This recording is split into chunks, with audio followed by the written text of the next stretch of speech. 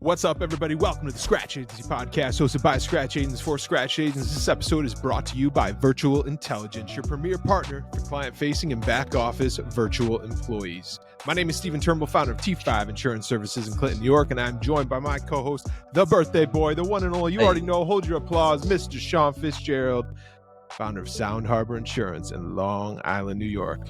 What's up, birthday boy? Oh, a whole bunch, man. It was awesome. Last night, got to enjoy a nice piece of steak and a glass of wine. And how's 21 feel kids over there? What do you do in Long Island when you turn 21? Listen, if I was 21, I can assure you I wouldn't have stayed home and had steak and a glass of wine at my house. Okay. But it was great. Thank you for asking. Boy. Well, Sean, as we do, we're going to jump right into it. I'm super excited to have Staci Shettler on the show, the owner of Shettler Insurance Services. Staci is the reason we do this podcast. I'm so excited about that. Found us early on in the journey. She's in the beginning of the journey, went from the captive space to the indie space. I won't give it all away. Staci, how are you doing today? I am so excited to be here. We're excited to have you. We're excited to have you. I've been looking forward to this for a while. I know we booked it out a little bit, and I'm just super excited to have the conversation. I know you joined the community a few months ago, and we've had a few phone calls and just the different messages inside the community. But tell us your story, and then I know there's some things that we want to, particularly hit on and talk about. But tell us the story of what led you up to where you are today, and then we'll get into the specifics. Yeah, so been in the insurance world for about 8 years, came from the captive space. I'm located in small, rural Southeast Iowa, so a lot of farming community. My husband and I, both born and raised here, been married 26 years, got a 24-year-old daughter, 3 dogs, a cat, and a talking parrot. That's like a whole other story.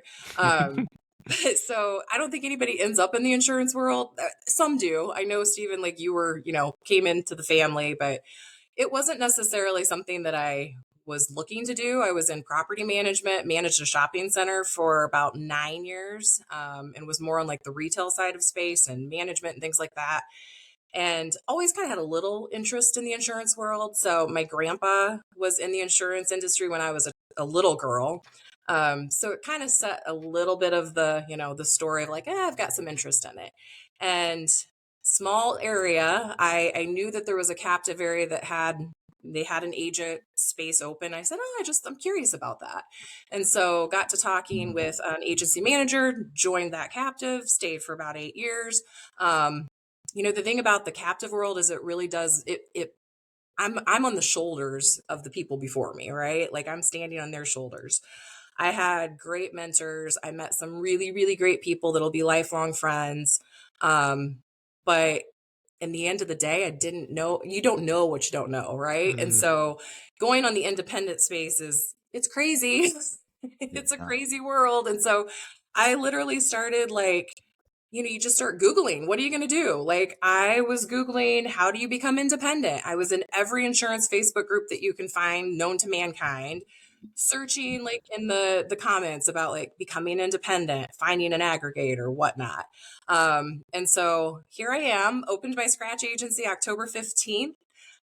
It's been a crazy long journey just to get here, but here I am. So that's awesome, Staci. What made you make the jump? So you Googled, you did your research. What was like that line in the sand where you're like, okay, I have to do this because of this? I just can't imagine.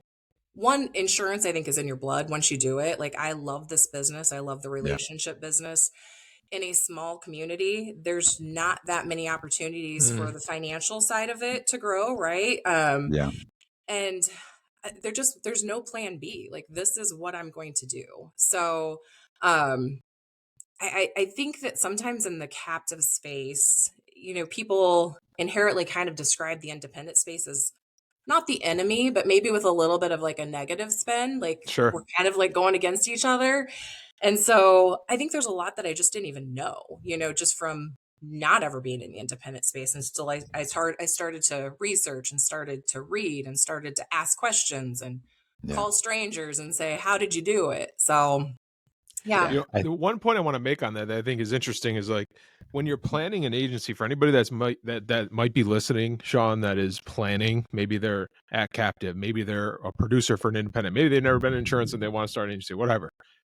you're never going to know everything that you think you need to know, you know? Yep. And I say that I came from a legacy agency of 155 years old. And like, I thought, man, the way we Ooh. ran an agency is how we ran an agency.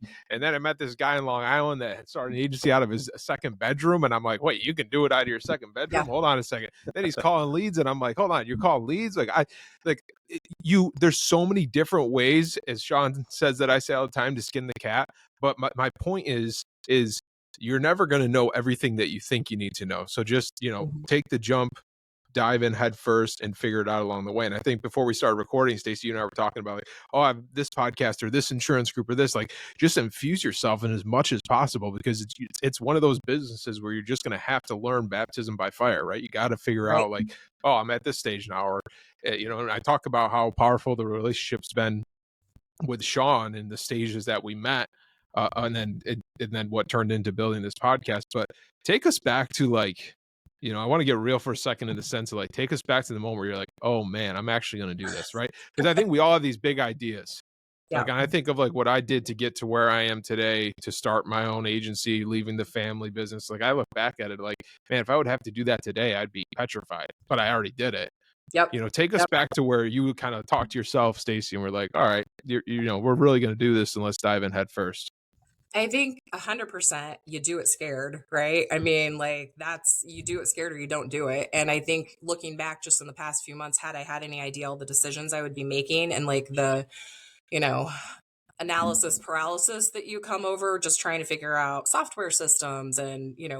all the decision making, probably would have paused and been like, can I do this? But I also, I'm a Christian woman, so there's a lot of my faith that is part of who I am and part of how I make decisions. And, there was just a lot of really crazy stories where it was like I had some clients that had reached out to me and I purchased an office building. And in one day I had like 3 different people, a couple friends, a stranger, and like one of my previous clients that said, hey, what do you think about like, you should go independent and buy this office building up on the town square? And I'm like, you're crazy. Like, I don't even think I'm financially ready to buy an office building, And so then I was with a very good friend that evening and driving in another town, and I saw the gentleman that owned the building. And I'm like, okay, all right. Like, maybe that's like a sign that I'm supposed to like look into purchasing this building. So that was kind of the beginning of it, was like, I think I'm going to do this, That's and awesome.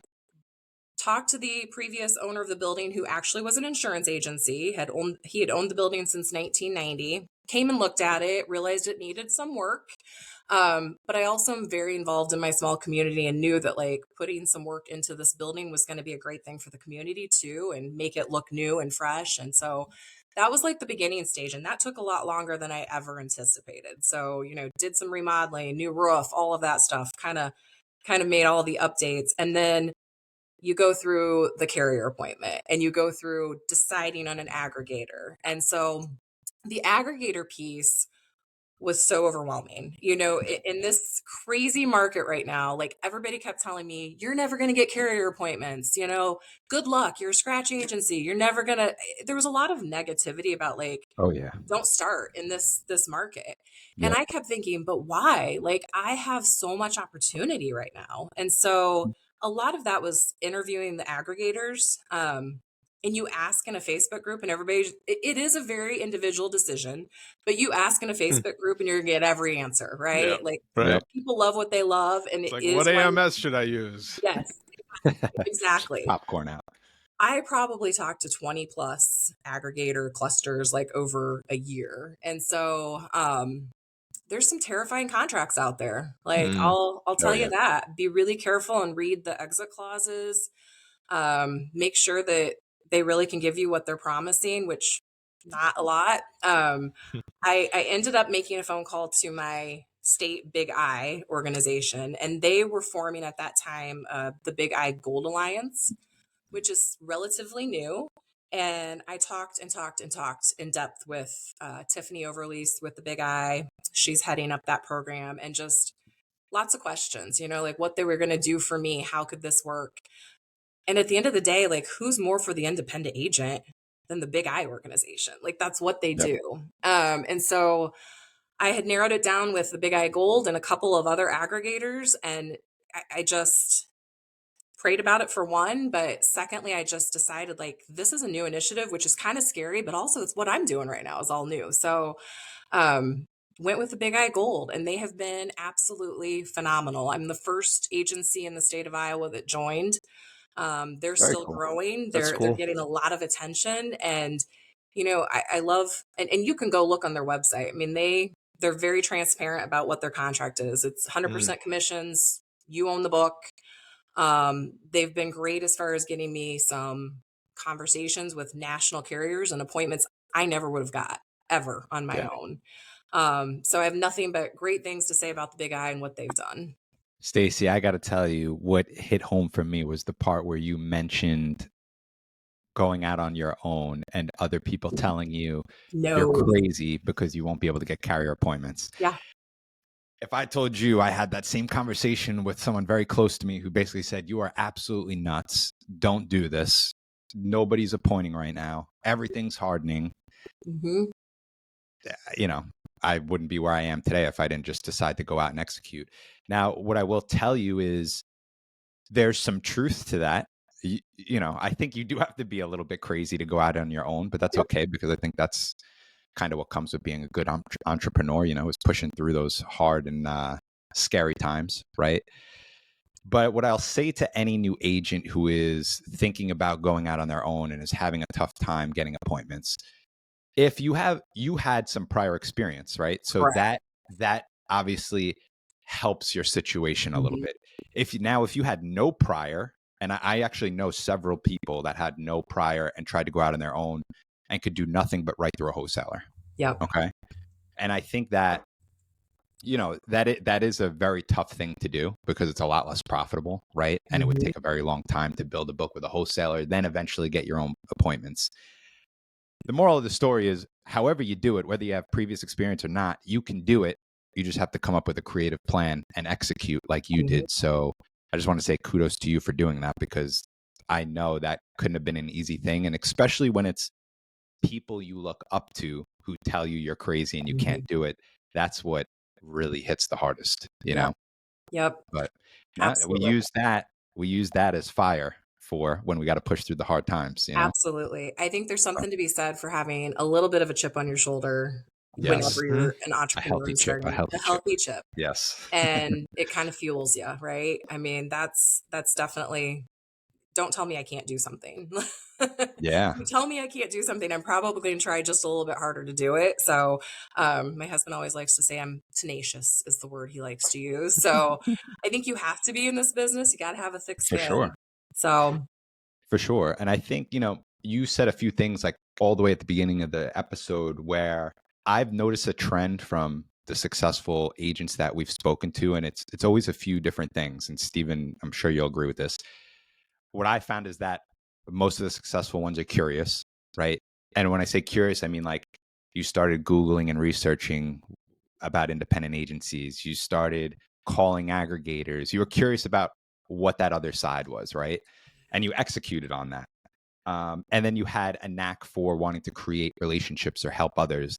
And I know this sounds easy, but I just have to say it is like one of the main reasons I believe I got insurance, aside from obviously the financial security and legacy you can build within the industry and the residuals and all that fun stuff, is the fact that you're helping others. Like I was in the military prior to insurance. I tried to be a nurse. I tried to be a police officer. Like all those things mm, had to do with helping, it was like a service to others.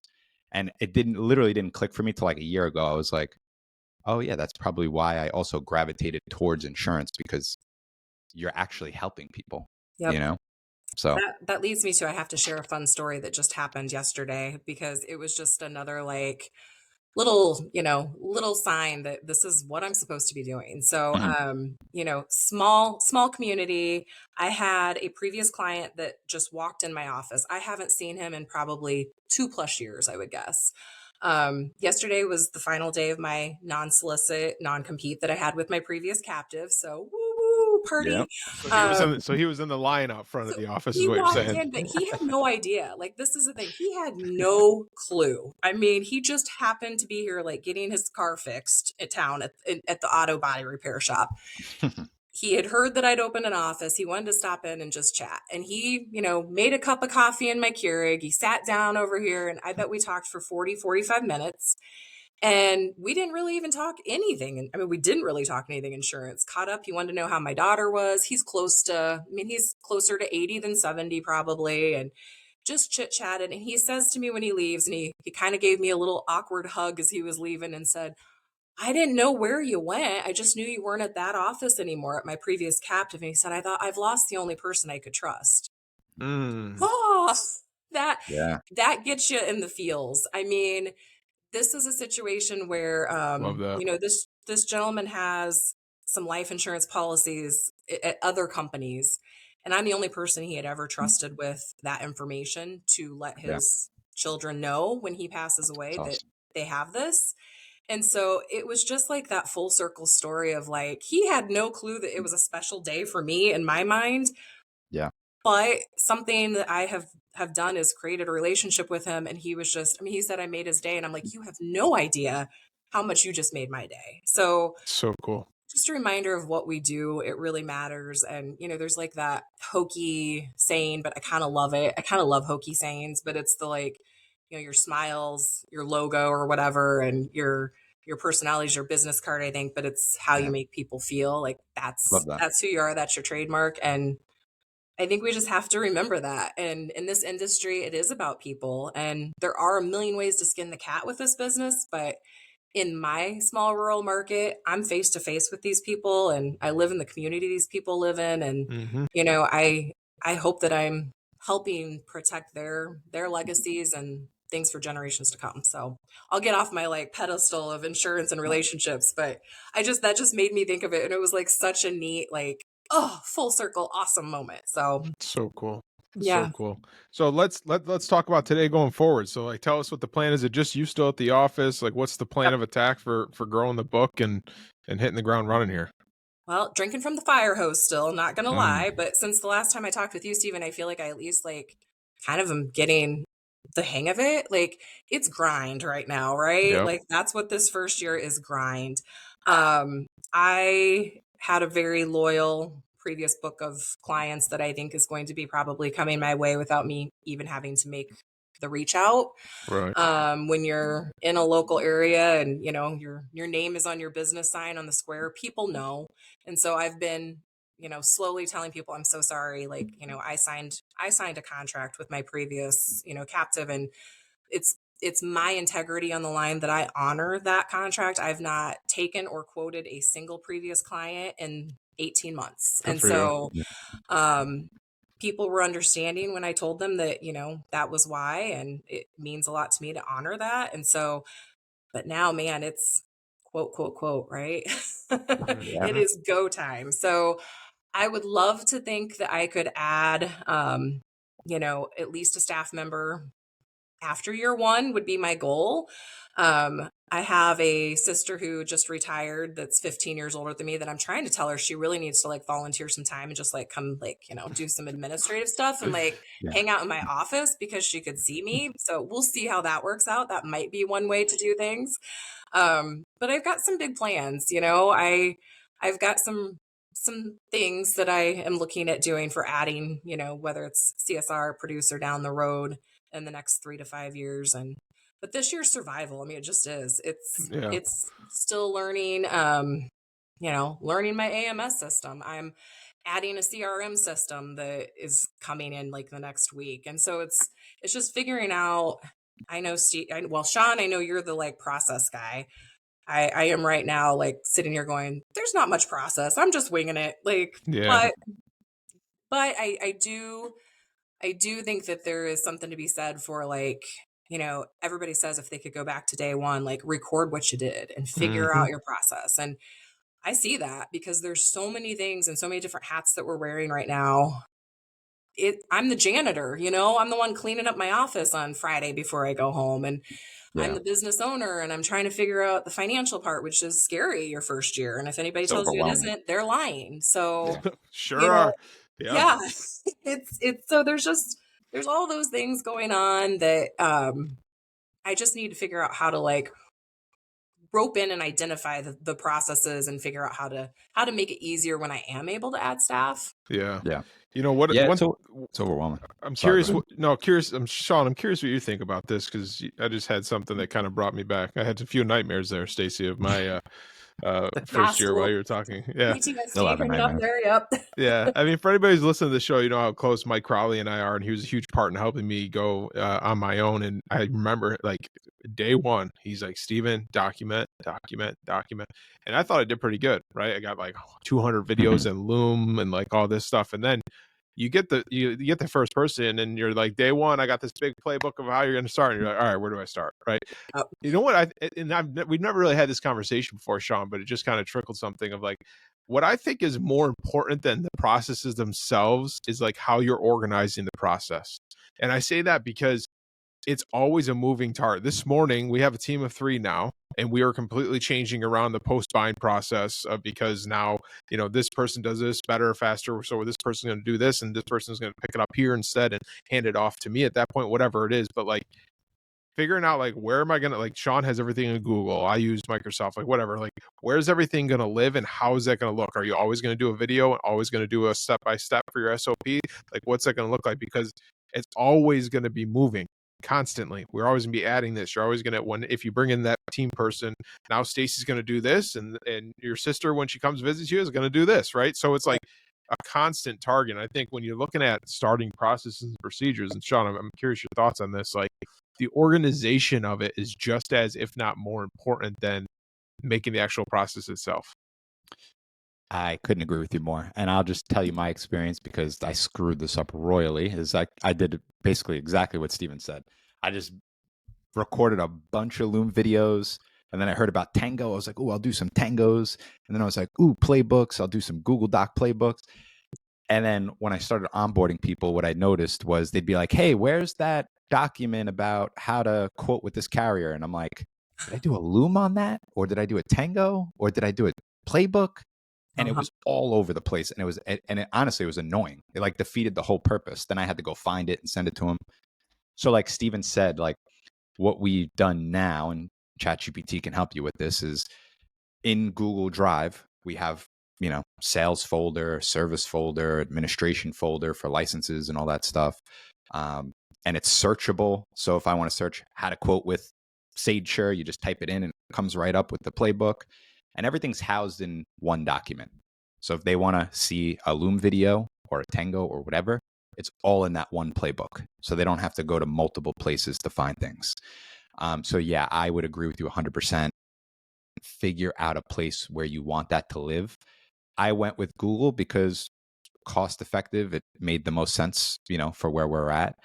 There are some really interesting pieces of technology that can help with that, but they are kind of pricey. And I don't know if I'd recommend that for a scratch agent who's, Right. living commission to commission, so to speak. You know what I'm saying? So, yeah, to Steven's point, Google Drive, Microsoft, keep it simple, keep it all in one place. And in both of those examples, Sean, I think the most important thing is make sure that it's workable, meaning it's a live document, right? Because It has to be a live document. Change it. You're Right. gonna change it. You're gonna update it several times. Yeah. Stacy, what's the workup of kind of the prospecting, and the plan for that of, I love the small town conversation because that's kind of how we are here where I'm at. Yep. Everybody knows everybody, who the banker is, who the insurance person is, there's only 2 or 3 or whatever. And I think it's a different type of process than what Sean goes through in Long Island with population difference, all that stuff. But Yeah. what's the plan for you with that of the marketing and the prospecting and all that?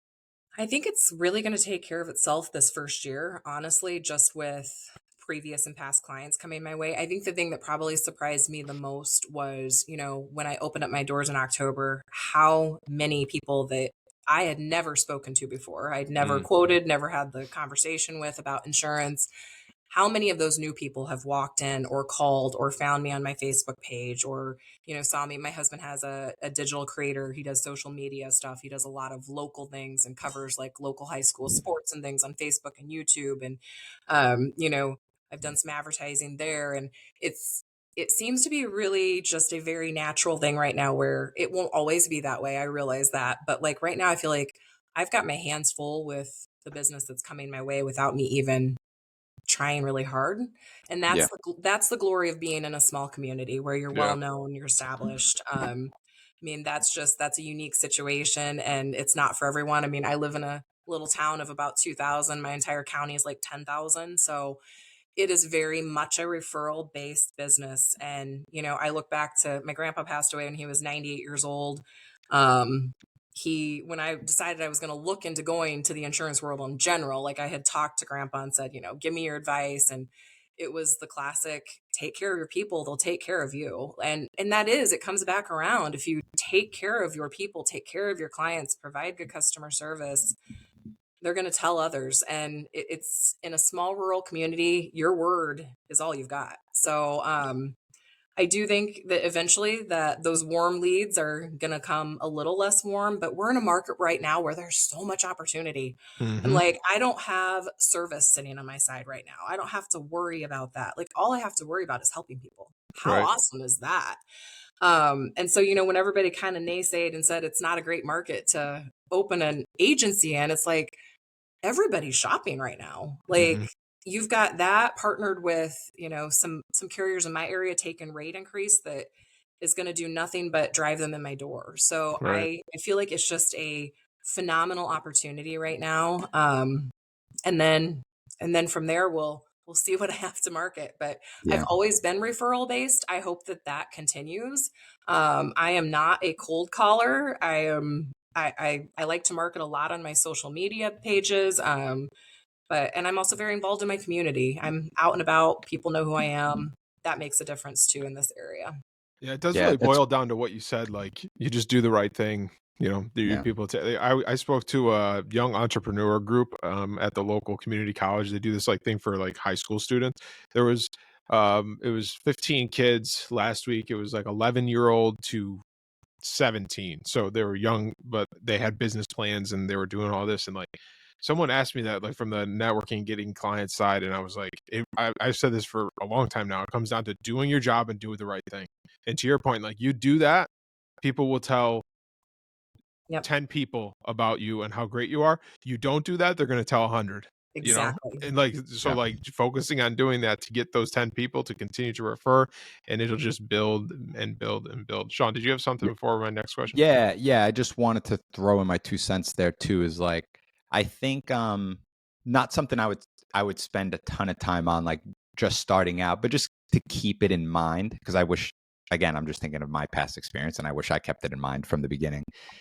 Is so if you are mainly referral based, and taking care of your clients is the most important thing, like how you get referrals from those current clients, like I would kind of write that prospecting process out, because if you ever stumble across a producer opportunity, you want to be able to show them a system to generate leads, Right. right?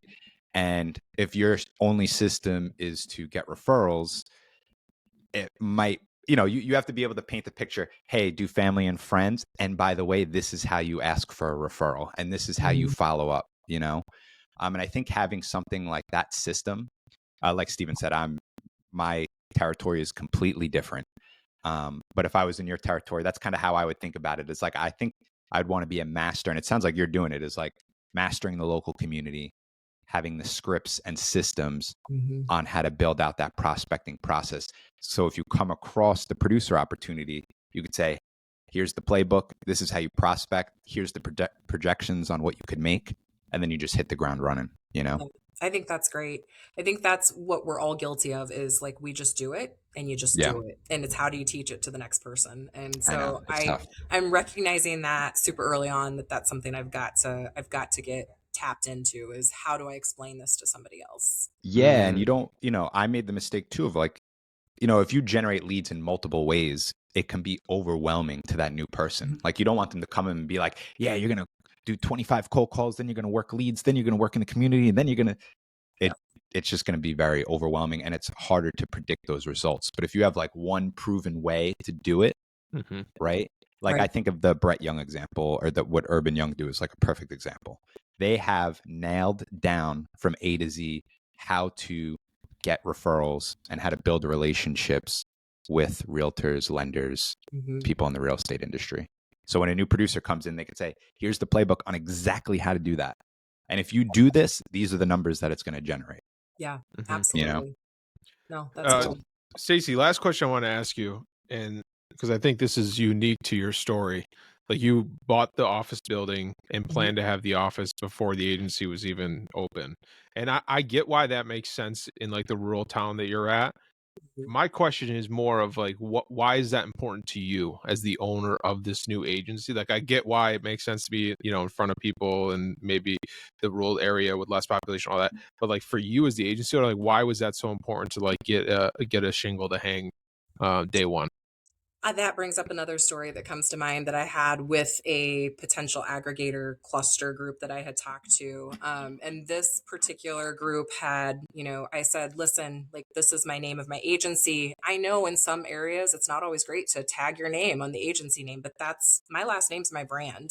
Like, and they had a very difficult conversation with me about, well, if you come with us, our name is going to be on the sign that's on the storefront, but it can be the Shettler agency and, blah, blah, blah. And I'm like, no, like, Mm, and he said to me, that's just your ego talking. And I said, no, that is not my ego talking. That is my brand.